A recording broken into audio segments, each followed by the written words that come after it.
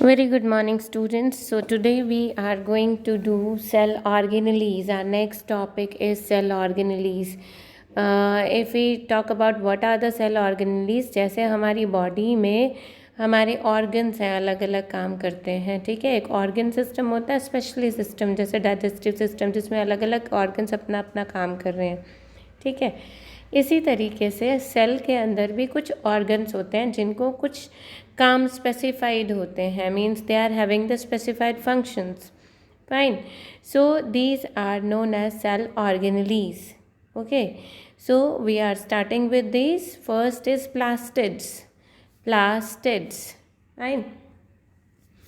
Plastids, ये please open your book and underline as I say to say for that, please. Page number 7. Open your books. So we are on plastids. Read it carefully with me. These are large cell organelles, characteristics of plant cells. ये देखो, ये underline करना है। Characteristic of plant cells means these plastids are present in plant cells. Fine. इनके अंदर, plastids के अंदर क्या होता है, किसी ना किसी तरीके का कलर होता है। मीन्स इनका स्पेसिफिक फंक्शन है to provide the colour to the cell. So these are of 3 types. First is chloroplast, then is chromoplast, then is leucoplast. Leucoplast colourless होता है। अब जो क्लोरोप्लास्ट होता है, देखो मैक्सिमम नंबर ऑफ जो प्लांट्स होते हैं ना, उसमें क्लोरोप्लास्ट होता है, ठीक है। जितनी भी लीव्स होती हैं उनमें क्लोरोप्लास्ट होता है। अब आपको याद कैसे करना पड़ेगा, बहुत सारे बच्चे क्लोरो को अलग लिख देते हैं, क्रोमो को अलग लिख देते हैं। सो क्लोरोप्लास्ट से वर्ड मिलता जुलता आपको याद होगा, क्लोरोफिल, है ना। So chlorophyll are the green colour pigments, है ना, which store the sunlight for photosynthesis. So these are the green coloured plastids. तभी इसी से आपको याद करना पड़ेगा, क्लोरोफिल से, ठीक है। एंड क्लोरोफिल में क्लोरोप्लास्ट ही होते हैं ना, तभी इसका नाम क्लोरोप्लास्ट पड़ा है। ये ग्रीन कलर प्लास्टिड्स होते हैं, ग्रीन कलर के होते हैं, और ये प्लांट्स को ग्रीन कलर प्रोवाइड करते हैं, एंड देन ये एब्जॉर्ब करते हैं सनलाइट को, और इस वजह से ये प्लांट्स जो हैं आपके फोटोसिंथेसिस कर पाते हैं। सो आपने क्लोरो में कौन सा कलर होता है याद करना है, क्लोरोफिल से। क्लोरोफिल तो सभी को बचपन से याद है, दैट क्लोरोफिल ग्रीन कलर का होता है ना। So they help in photosynthesis. Now the next is chromoplast. Chromo means different types of colors. So the plastids associated by different type of colors in the plants, these are called chromoplast. ठीक है जी। सो अब different colours के होते हैं। So what for they are responsible, they are responsible for giving different and very sweet and cute and bright colours to fruits and vegetables and flowers. Fine. So the different color and other than the green color is due to the chromoplast. ठीक है। तो they are, इसका function अगर आप कहें तो इसको underline कीजिए please. They are responsible for imparting colour to different parts of the plant. अब कुछ प्लांट्स के अंदर कलरलेस प्लास्टिड्स भी होते हैं, दीज आर कॉल्ड ल्यूकोप्लास्ट। और इनका काम क्या है, ये इनका फंक्शन है। कोई पूछ ले what is the function of leucoplast, तो आप लिखेंगे they provide space to store starch, proteins and oils. Oils आपने देखा होगा लगभग कलरलेस ही होते हैं, that's why leucoplast are colourless. Fine जी। Then we are coming on mitochondria. Mitochondria एक तरीके से पावर हाउस होता है सेल का। रोड शेप्ड होते हैं, ऐसे स्फेरिकल शेप्ड भी होते हैं। दे आर रोड शेप्ड और spherical shaped structures, and they are present in large number in cells engaged in different physiological activities. So इस physiological activities को आप स्क्वायर में डालिए या अंडरलाइन कीजिए अच्छे से। Then we are coming on the function of mitochondria. The function of mitochondria is that they are responsible for cellular respiration, means हर सेल में respiration होना, ऑक्सीजन पहुंचना और ऑक्सीजन से फूड तोड़ के एनर्जी में चेंज होना, ये होता है रेस्पिरेशन, ठीक है। और कार्बन डाइऑक्साइड फिर निकलना। सो ये रेस्पिरेशन के लिए हेल्प कौन करता है? इट इज़ माइटोकॉन्ड्रिया, ठीक है। Then and it is also used for the generation of energy of different activities of life, means जितनी लाइफ की एक्टिविटीज़ उसमें चल रही हैं, कोई भी एक्टिविटीज़ सेल के अंदर हो रही है उसके लिए एनर्जी तो चाहिए, वो एनर्जी आएगी माइटोकॉन्ड्रिया से। दैट्स वाई अब ये एनर्जी गिविंग होते हैं, that's why we call that power house of the cell. Now this is the mitochondria. See mitochondria की शेप ये होती है, ये प्लास्टिड्स हैं आपके, ठीक है। ये ग्रीन कलर का क्लोरोफिल है। देन ये जो है mitochondria, mitochondrion is an organelle that has a double membrane, एक डबल मेम्ब्रेन होता है, and consist of crystal matrix, जो आप बीच में स्ट्रक्चर देख रहे हो। It is an organelle that occurs in almost all eukaryotic cells, जिनमें न्यूक्लियस होता है, ठीक है। बोथ प्लांट्स एंड एनिमल्स, ये प्लांट और एनिमल्स दोनों में मिलते हैं, लेकिन जो प्लास्टिड्स होते हैं ये एनिमल्स में नहीं मिलते हैं। Plastids is an organelle with a double membrane that is found in some eukaryotic cells, and usually इसके अंदर पिगमेंट्स होती हैं जो फूड को स्टोर करके रखती हैं। These are not found in animal cells. I hope that it is clear to you. Now you can see the ER। देखो न्यूक्लियस आपको दिखाई दे रहा है, ये पर्पल कलर का न्यूक्लियस है। इसके बाहर जो भी मेम्ब्रेन है ना, येलो येलो जितनी भी दिखाई दे रही है, ये ER है, ठीक है। एंडोप्लाज्मिक रेटिकुलम है। अब जो आप ये देख रहे हो बाहर की तरफ आपको दिख रही है, देखो बिल्कुल प्लेन सी शाइनी सी जो है, इसको हम स्मूथ ER कहेंगे। और अंदर वाली तरफ जो है, जो इसके ऊपर डॉट्स हैं, वो इसको रफनेस प्रोड्यूस कर रहे हैं इसके सरफेस पे, that's why it is called rough endoplasmic reticulum. And ये जो डॉट्स हैं ये क्या है? दीज आर द राइबोसोम्स, ठीक है। Now we read about the endoplasmic reticulum. Then बेटा ये वाला पेज जो है बहुत इम्पॉर्टेंट है, इसकी एक एक लाइन में से एक एक क्वेश्चन बन रहा है, सो प्लीज़ इसको बहुत अच्छे से पढ़िए भी सही, और हर लाइन को अच्छे से रीड एंड लर्न कीजिए। हाँ जी, एंडोप्लाज्मिक रेटिकुलम ये मेम्ब्रेन्स का नेटवर्क है, बहुत सारी मेम्ब्रेन्स हैं। ये इसका मेन काम क्या है, फंक्शन क्या है इसका ER का? दैट मटेरियल को ट्रांसपोर्ट करना एक जगह से दूसरी जगह, तो ये उसको चैनल प्रोवाइड करता है। जैसे हमें बसेस मिली हुई है ना, पब्लिक बसेस मिली हुई हैं एक जगह से दूसरी जगह जाने के लिए, इसी तरीके से ये भी चैनल प्रोवाइड करता है मटेरियल्स को सेल में ही एक जगह से दूसरी जगह ले जाने के लिए। नाउ अभी आपने देखा ये दो तरह की होती है, एक रफ और एक स्मूथ। सो जो रफ है, रफ ER जो है, it has high appearance, rough appearance as it is studied with ribosomes, क्योंकि इसके ऊपर राइबोसोम्स लगे हुए हैं, and it plays a vital role in protein synthesis. So protein के सिंथेसिस में, प्रोटीन बनाने में एक वाइटल रोल प्रेजेंट, मतलब मेनली जो भी प्रोटीन सिंथेसाइज होता है, बनता है, that is because of ribosomes present on rough ER। Then smooth ER smooth क्यों है? Because it does not have ribosomes attached to it. That's why it has smooth appearance. It helps in the synthesis of fats. इससे fats produce होते हैं। Then vacuole जी ER ये Golgi complex अभी करते हैं, उससे पहले आप vacuole कीजिए। सो ER में सारी लाइंस इंपॉर्टेंट थी, सभी को लर्न करना आपने बहुत अच्छे से। वैक्यूल क्या होता है? सबसे पहले इसकी डेफिनेशन अगर कोई पूछ ले, that is the empty space in the cytoplasm. Cytoplasm के अंदर कोई खाली जगह होती है तो उसको हम वैक्यूल बोलते हैं। और ये प्लांट सेल्स में बड़े बड़े होते हैं और एनिमल सेल्स में छोटे छोटे होते हैं। क्यों बड़े होते हैं प्लांट सेल्स में?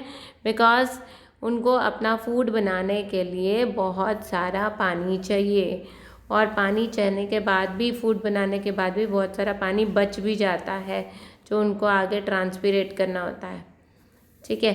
सो उसकी स्टोरेज के लिए क्या चाहिए, वैक्यूल चाहिए। Stores excess of water and water waste products.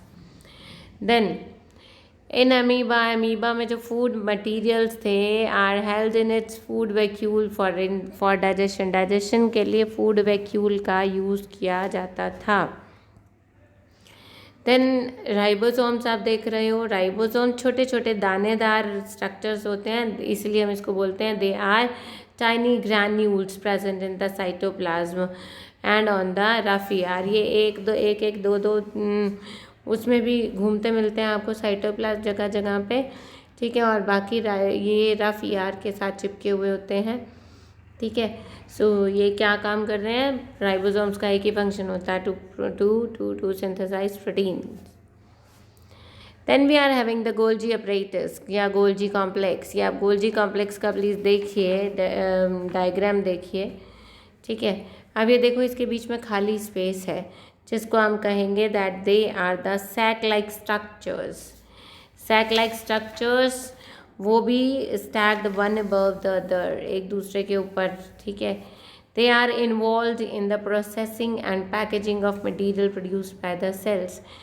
Processing का मीन्स क्या होता है, प्रोसेसिंग का मीन्स जैसे देखो आप पिज़्ज़ा शॉप में गए, ठीक है, you are 4 persons and you need different type of pizzas. So pizza base is same but the pizzas will be processed according to your choice. किसी को मशरूम पिज़्ज़ा चाहिए, किसी को चीज़ चाहिए, किसी को अनियन चाहिए, किसी को वेज चाहिए, ठीक है। सो वो आपको प्रोसेस करके देंगे और बड़े अच्छे से पैक करके आपके सामने लाया जाएगा। पैक करके ले जाना होगा तो, नहीं तो वहीं पे बहुत अच्छे से गार्निश करके आपके सामने लेके आया जाएगा, है ना। सो यही काम जो करता है वो कौन करता है, गोल्जी कॉम्प्लेक्स करता है, ठीक है, to process and package the material produced by the cell. Then the last organelle that is the cilia and flagella. Cilia, these are the small extensions। ये जो आपको दिखाई दे रहा है, ये देखो ये छोटे छोटे जो हेयर्स दिखाई दे रहे हैं, these are the cilia। और ये जो बड़े बड़े लंबे लंबे दिखाई दे रहे हैं जैसे कॉकरोच के 2 हेयर्स होते हैं आगे, उसको हम फ्लैगेला बोलते हैं, ठीक है। सो कुछ सेल्स ऐसे होते हैं, अंडरलाइन करो इसको, some cells have these small extension on their cell membrane. और नेक्स्ट लाइन को बहुत अच्छे से अंडरलाइन करेंगे, what is the function of cilia and flagella? They help in locomotion and collection of food. Fine. Then unicellular organism जैसे कि paramecium, इनके ऊपर तो बहुत सारे सीलिया होते हैं, ये पैरामीशियम देख रहे हो आप। And then euglena, euglena is having a single flagellum. Euglena का स्ट्रक्चर आप बुक में देख सकते हो इजीली। फाइन।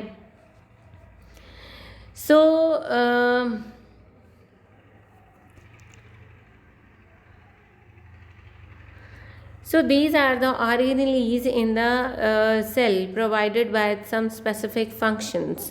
Fine. अब now the next इसी के बाद एक बार levels of organization ना देखते हुए आप comparison between plant cell and animal cell करेंगे। Your homework is to draw the diagram with the difference, जैसे कि पेज नंबर 9 पे है, ठीक है। या आप वैक्यूल भी देख सकते हो इसमें। ये देखो ये प्लांट सेल है, प्लांट सेल के आगे एक सेल बाउंड्री, सेल वॉल है, अंदर सेल मेम्ब्रेन है, उसके अंदर ये सारे ऑर्गेनेलीज आपको दिखाई दे रहे हैं। न्यूक्लियस है, न्यूक्लियस के अंदर न्यूक्लियोलस है, ऊपर न्यूक्लियर एनवेलप मतलब न्यूक्लियर मेम्ब्रेन और न्यूक्लियोप्लाज्म, ठीक है। उसके आगे ईआर है। देन गोल्जी ऑपरेटस साथ दिखा रखा है इन्होंने, ठीक है। देन ये आपका गोल्जी कॉम्प्लेक्स है, गोल्जी ऑपरेटस है, ये आपका ईआर है। और इस ईआर में रफ और स्मूथ दोनों ईआर आपको मिलेंगे। और न्यूक्लियर एनवेलप का जो मतलब है वो दोनों की बात कर रहा है, इन दोनों की बात कर रहा है, nuclear membrane plus nucleoplasm. Fine. अब ये देखिए ये जो है दिस इज़ द वैक्यूल, ये इतना बड़ा वैक्यूल है। क्यों है ये इतना बड़ा वैक्यूल? क्योंकि इसके अंदर हमें वाटर स्टोर करना है प्लांट को, ठीक है। देन ये क्लोरोप्लास्ट है, छोटे छोटे जो ग्रीन कलर प्रोवाइड कर रहे हैं। साइटोप्लाज्म बीच में जितना भी जो भी सब्सटेंस है लिक्विड उसको साइटोप्लाज्म बोलेंगे। ये माइटोकॉन्ड्रिया आपको दिखाई दे रहे हैं, these are present in the cell and the cell membrane. Fine. So this is the plant cell. Okay, now you can see the animal cell. Animal cell देखो, animal cell के आगे कोई भी cell wall नहीं है. It is having the cell membrane.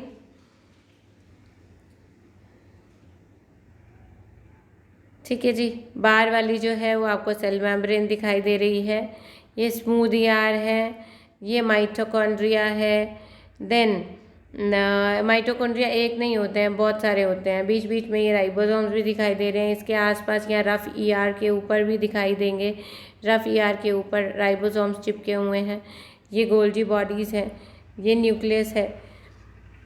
Nucleus के अंदर nucleolus भी है. और ये छोटे छोटे वैक्यूल्स, ये जो आप देख रहे हो, ये यहाँ एक मिनट, ये जो आपको दिखाई दे रहा है, ये वैक्यूल है. ये वैक्यूल है. इसमें एनिमल सेल में वैक्यूल्स होते हैं बट छोटे होते हैं.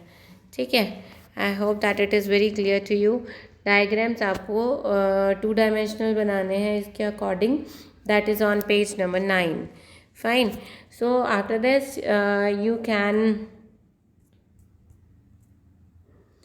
you have to do this comparison of plant cell and animal cell. ठीक है. This is there in your book also, and this is your homework also. So you have to do. Then you are having the plant cell animal cell के बीच में compare and contrast है. इसमें cell wall है, large vacuole है, chloroplast है, flagella है. और इसमें कोई सेल वॉल नहीं है. छोटे वैक्यूल होते हैं, होते ही नहीं है. ये इसमें कोई क्लोरोप्लास्ट नहीं होते, इसमें फ्लैगेला नहीं होता. ठीक है.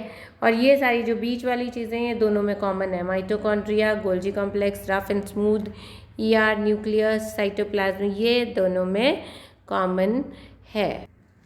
ये अब आप देख सकते हो लेवल ऑफ ऑर्गेनाइजेशन, जो बीच में एक टॉपिक हमने छोड़ा था. दैट्स वेरी ईजी, बहुत ईजी है. पेज नंबर 8 पे आ जाइए आप अपनी बुक में अकॉर्डिंगली. देखो, यूनिसेलुलर ऑर्गेनिज्म जो होते हैं लाइक अमीबा, सिंगल सेल, एक ही सिंगल सेल सारे काम करता रहता है. वही फूड पकड़ता है, वही डाइजेस्ट करता है, वही रेस्पायर करता है, वही एक्सक्रीट करता है, वही ग्रो करता है, वही रिप्रोड्यूस करता है. बट जो मल्टी सेलुलर ऑर्गेनिजम्स होते हैं उनके जो सेल्स होते हैं, अलग अलग सेल्स अलग अलग काम करते हैं. ठीक है. सो यहाँ पे अगर हम सिर्फ बेसिक ऑर्गेनाइजेशन देखें तो एक बहुत छोटा सा एटम होता है. एटम से बनता है मॉलिक्यूल, और मॉलिक्यूल्स जैसे कार्बोहाइड्रेट, प्रोटीन, मिनरल, विटामिन, ये सारे मिलकर बनाते हैं एक सेल. ठीक है जी. देन आफ्टर सेल बनती है tissue, means group of cells form tissues. ठीक है. To perform a specialised function. Then group of tissues, अगर टिश्यूज का एक ग्रुप बनता है, then it forms the organ. Then इसी तरीके से ऑर्गन्स अलग अलग तरीके से बनते हैं. Then they form the organ system. जैसे ये ब्रांच देख रहे हो आप, एक लीफ बनी, एटम बना, एटम से मॉलिक्यूल बना, मॉलिक्यूल से प्लांट सेल बना, प्लांट सेल से प्लांट टिश्यूज बने, xylem, phloem and all that. Then उसके बाद लीफ बनी, लीफ के बाद बहुत सारी लीव्स इकट्ठी हो गई तो वो एक ब्रांच बनी, organ system. Then organ system के बाद आपका पूरा ट्री बना, that is the organism. Then organisms बहुत सारे इकट्ठे हो जाएंगे, then they form the population. They form population, and population से बनती है community, then ecosystem, and then it is the biosphere. और अगर हम एनिमल्स की बात करें तो देखो, एनिमल्स में भी वही सेल है. सेल से बनी टिश्यू. ठीक है. टिश्यू से बना एक ऑर्गन, हार्ट या लंग या इस तरीके से. उसके बाद बना आपका ऑर्गन सिस्टम, जैसे डाइजेस्टिव सिस्टम हो गया, सेलुलर, ये रेस्पिरेटरी सिस्टम हो गया.